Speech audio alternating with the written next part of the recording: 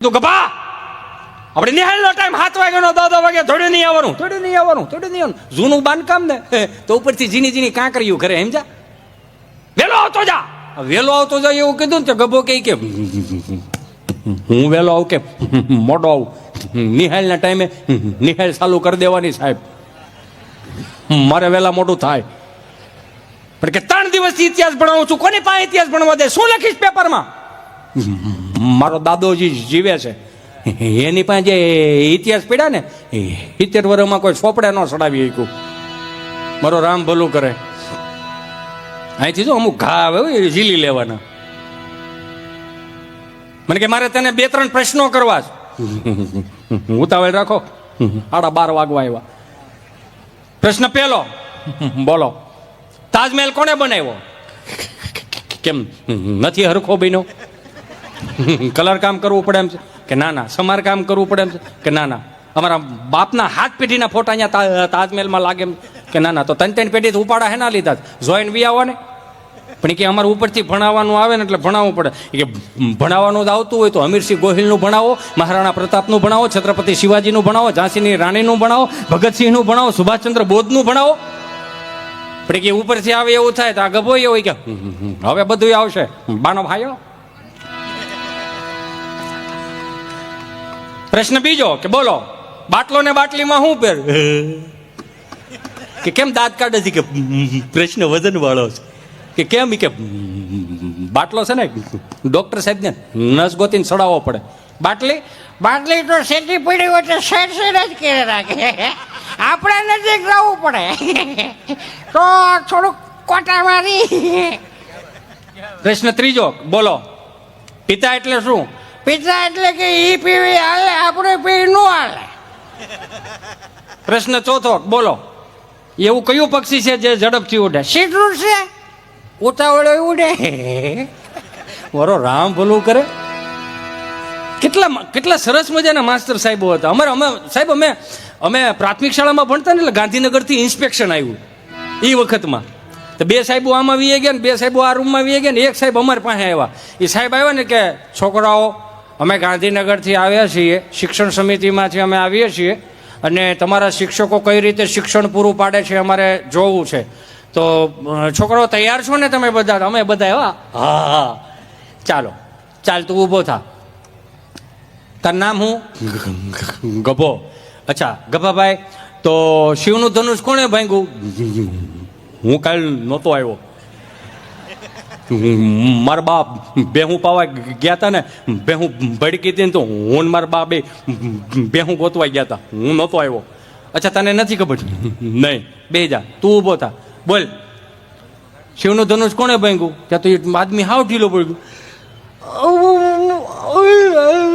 મને બોર્ડમાં લખવાનો શોખ નથી, તો તને નથી ખબર? બે જા. વર્ગ શિક્ષકને ઉપાડ્યા. શું કરો છો તમે? છોકરાઓને ખબર નથી શિવનું ધનુષ કોણે ભાગ્યું? શું કરો તમે? એ તો બધી વાત સાચી, પણ હું તો એ વિચારું છું કે આના બાપા આના કાકા ને બધા હુવાળા માણસો કોઈ દી હળી ભાંગીને 2 કટકા નથી કર્યા. આના બાપુજી બહુ હુવાળા હતા, ના છોકરાઓ બહુ હુવાળા. અમારા રૂમમાં એકેય છોકરો ભાંગ તોડ વાળો નથી. તો તમને નથી ખબર શિવનું ધનુષ કોણે ભાંગ્યું? ભાંગવું હોય ને ખબર જ મને તમને કહેવામાં વાંધો હોય હું? તો તમને નથી ખબર? નહીં. તે હેડ માસ્ટર પાસે ગયા, આચાર્ય રૂમમાં. શું કરો છો તમે? વિદ્યાર્થીઓને નથી ખબર, વર્ગ શિક્ષકને નથી ખબર કે શિવનું ધનુષ કોણે ભાંગ્યું, તો શું કરો છો તમે? ત્યાર તો આચાર્ય સાહેબે ઢીલા પડી. એ તો હું વિચાર કરું છું કે અમારું ગામ નાનું, નિહાળ નાની, શિવનું ધનુષ અમારી નિહાળે લાવ્યું કોણ? મોટો વિષય કહેવાય, ખબર નહીં બહુ કહેવાય. તો તમને નથી ખબર? નહીં, નથી ખબર. સરપંચ પાસે ગયા. સરપંચને કીધું વર્ગ શિક્ષકને નથી ખબર, વિદ્યાર્થીઓને નથી ખબર, આચાર્યને નથી ખબર કે શિવનું ધનુષ કોણે ભાંગ્યું. 15મી ઓગસ્ટ અને 26મી જાન્યુઆરી ધનજન જાઓ છો, શું કરો છો તમે? ત્યાં તો સરપંચ કહે કે સાહેબ રાયડું નાખોમાં, લ્યો 5000 ખીચામાં નાખો સાહેબ. આ હે ના શિવનું ધનુષ જેણે ભાંગ્યું એનું, પણ અમારા નામ, અમારા ગામના નામ સોપડે ન ચડાવતા. એક તો અમારા ગામમાં દીકરીઓ દેતા નથી ને એમાંય પેપરમાં આવશે સાહેબ. આ બીજા 5,000 રાખો કે આ હે ના કે કટકા મળે તો મને આપજો, વાડીએ દાટલીઓ, પણ મારા નામ, મારા ગામનું નામ ખરાબ. આમ તો અમુક સરપંચ હમણાં નવા નિહેળે, આમ તો નવા સરપંચ છે ને, હમણાં એક બેનના ઘરવાળા સ્વર્ગ સીધા આવ્યા તો બેનનો ઓલો પાતા તો આખું ગામ ભેગું થઈ ગયું, સરપંચ ને ઉપસરપંચ ને પ્રમુખ ને બધા ભેગા થઈ ગયા, સભ્યો ને બધા, અને બેનનો ઓલો પાતો હતો.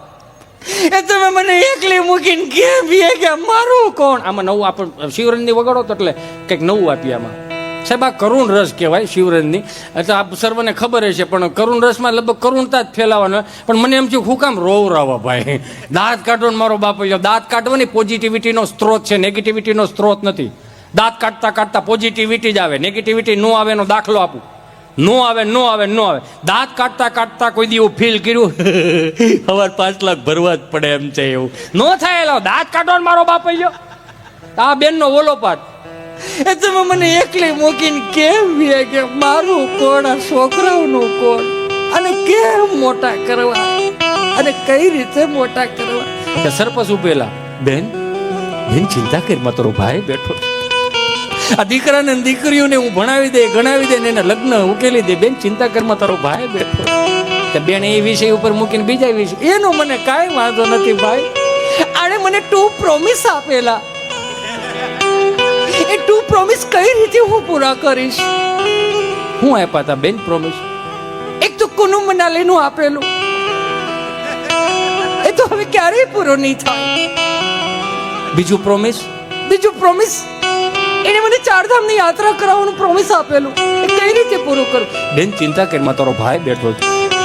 આપણે 4 ધામની યાત્રામાં જાઉં, બેન ભાઈ બે જાઉં, 4 ધામની યાત્રા કરી અને ભાઈ બી નાઈન પાછા આપણે વતન પધારશું. બેન ચિંતા કરી. પણ એનો વાંધો કાંઈ નથી ભાઈ, આ 40 લાખનું દેણું ખર્ચાઈ ગયો, એનું મારે શું કરું? ક્યાં તો સરપંચ બોલ્યા, દાંત હું કાઢો, બધા બેઠા હોય, એકાદો કોક ભાઈ જવાબદારી લો કે બધી હું પૂરી કરી દઉં ભાઈ, કે બધું હું કરી દઉં, હજી તો ગ્રાન્ટો ફાળવી નથી ને, કોક તો જવાબદારી લો ભાઈ.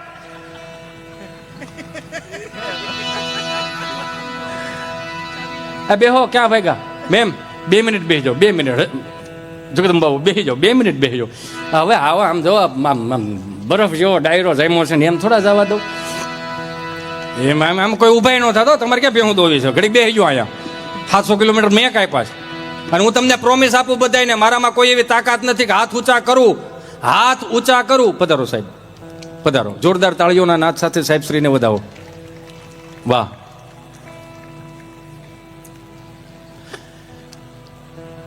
મારામાં કોઈ કર્મની એવી તેવડ નથી કે હું હાથ ઊંચા કરીને આમ આશીર્વાદ આપું ને તમે રાજી થાવ. હું કે નિર્મળ બાબા તો સૌ નહીં કે તમે રાજી થાવ કે તમારા દુઃખ દૂર થઈ જાય, એવું કંઈ નથી. પણ હું તમને પ્રોમિસ આપું, દાદાના સાનિધ્યમાં બેઠો એટલે, કે તમે આધિ વ્યાધિ ઉપાધિ ડિપ્રેશન ટેન્શન જે કાંઈ હોય ને 1 કલાક 1.5 કલાક માટે અંટાળા આપી દો. આઈ પ્રોમિસ યુ, જ્યાં સુધી અંટાળો જીવતો છે ને ત્યાં સુધી તમારા જીવનમાં કંટાળો નહીં આવવા દઉં.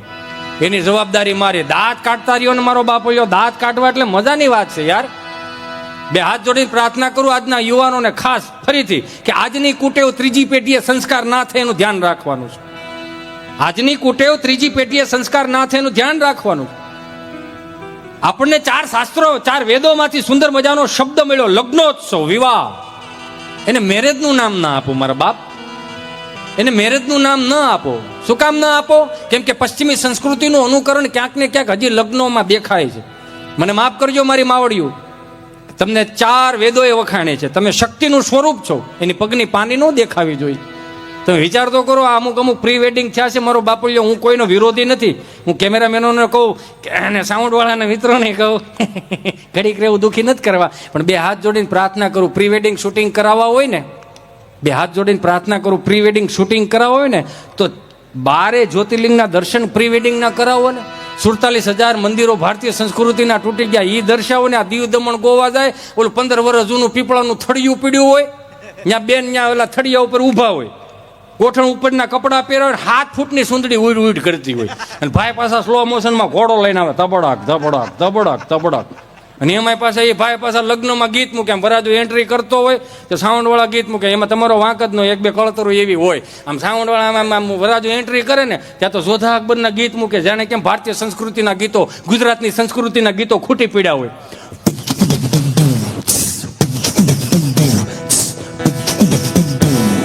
અલી ઓ શાર શહેનશાહ, આખા ભારતનો રાજા, હરામ બરોબર જો એને તેણવી ગાયને નામે હોય તો આ નથી કરવાનું યાર. બહાર નીકળો આમાંથી, પાછા વળી જાઓ. કેટલું પડ્યું છે આપણી પાસે તો જુઓ. માફ કરજો મારા વહાલા સ્વજનો, આપણે તહેવારો થોડાક બગાડી નાખ્યા છે. આ તમે ગામડાની નવરાત્રી લ્યો ને મહાનગરની નવરાત્રી લ્યો, હાથી ઘોડાનો ફેર છે સાહેબ. મહાનગરની નવરાત્રી મને કાનની બુટ્ટી પકડીને જાહેરમાં માફી માંગીને કહું છું, અહીંયા કદાચ એના આયોજકો હોય તો માફ કરજો. તમે અમુક બોર્ડ મૂકો છો ફલાણા ફલાણા ઢીકડા ઢીકડા આવવાનું નહીં, તો એક બોર્ડ એવું મૂકો ને કે ચુંદડી વગર કોઈ નવરાત્રીમાં આવવું નહીં. શું કામ? કે ચુંદડીની કિંમત ખાલી 150 રૂપિયા હોય યાર, પણ એ ચુંદડીની કિંમત જાણવી હોય તો દીકરીના બાપને પૂછવું પડે કે આની કિંમત શું છે. 3 ફૂટનો માતાજીનો ફોટો રાખીને 3 અગરબત્તી કરીને બ્યુટી પાર્લરમાં તૈયાર થવા જાય, પછી માતાજીનો અગરબત્તી કરીને બધી માતાજીઓને તેડાવે. મહાનગરોના ગરબાઓ. અખિયા મિલાવ કભી અખિયા ચુરાવ ક્યા તૂને કિયા જાદુ, અખિયા મિલાવ કભી અખિયા ચુરાવ ક્યા તૂને કિયા જાદુ, कभी घबराऊं कभी गले लग जाऊं मुझे खुद भी नहीं गाँव हूँ बिना पायल के ही बजे घुंघरू बिना पायल. બધી માતાજીઓ આવે કરી બાંકડે બેઠી હતી, એકે બીજું અંદર વાત કરજો કે હે અંબે માં, હે ચામુંડામાં, હે ખોડિયાર, હાલો નાઈથી જાય તો ક્યાં જાવું? એ કે આપણે ગામડામાં જાય. તાય શું વાંધો? એ ક્યાંય છોકરો ગરબો નથી ચડાવ્યો તો ડમરી ચડાવી. એ ક્યાંય જરી કે સનાતન સંસ્કૃતિની સુગંધ નથી આવતી. ગરબો, ગ એટલે ગાવું, ર એટલે રમવું, બ એટલે માની સામે રમવાની વાત છે, ગાવાની વાત છે, એને રાજી કરવાની વાત છે. કે ક્યાં જાવ તો કે હાલો હજી ગામડામાં જાય. કેમ? તો કે ત્યાં હજી 70 વર્ષનો દાદો કે 60 વર્ષની માં હજી કદાચ કોઈક જીવતી હશે ને તો હજી ગામડાની સંસ્કૃતિને એને જીવતી રાખી છે. અહીંયા ભલે 56 પકવાન છે, 56 ભોગ હોય, આપણને ગમતું નથી, પણ એક મુઠ્ઠી તલ હોય ને એક મુઠ્ઠી ખાંડ હોય તો આપણને 56 ભોગનો સ્વાદ આવે. તમે જોવો તો ખરા, ગામડાની પ્રસાદીમાં કંઈ હતું નહીં. એ ત્યાં મહાનગરોમાં 1 કલાકનો ગરબાનો રાઉન્ડ લઈને એમ કે ઓલા બિલ્ડિંગના પ્રમુખને પૂછે, એ સમોસા છે કે વડાપાઉં છે? અને જાણે કેમ નાસ્તા હાટુથી જ આવતી હોય નવરાત્રિ. કે હાલો ને ગામડામાં જઈ તો કેમ હજી ત્યાં ઉકા દાદા રામજી દાદા જીવતા હશે ને તો આવા સુંદર મજાના અત્યારે અહીં જે સાઉન્ડ છે ને એક વખત જોરદાર તાળીઓના નાદ સાથે વધાવો સાહેબ, અમારો થાકોડો ઉતારે. આવા સાઉન્ડ નહોતા, એલ્યુમિનિયમના ભૂંગળા હતા, 3 ફૂટના ભૂંગળા, 3 ગામના તરભેટે સંભળાય દેવા. ઉકા દાદા રામજી દાદા ભીમજી બાપા 5 વર્ષથી માંડીને 20 વર્ષની દીકરી ચણિયા ચોળી પહેરીને ગામના 4 ચોકમાં માતાજીને જ્યારે રાજી કરવા જતી હોય ને એની બા તૈયાર કરી દે, માથે ચુંદડી ઓઢાડીને પીનું ભરાઈ દેતી. હું કામ? કે દીકરી ગરબે રમતી હોય ને તો ચુંદડી નીચે ન પડવી જોઈએ. ગરબાની મર્યાદાઓ હતી. 20 વર્ષનો દીકરો કદાચ દીકરીઓ ગરબે રમતી હોય ને એની નજર સામે નજર જાય ને તોય ફેરવી લેવી પડે. હું કામ? જગદંબાઓનું સ્વરૂપ લાગતી હતી, એટલે તો આ ગામડાઓએ સાચવી રાખ્યા. હેમાં તો કાળી ને કલ્યાણી મોરી માં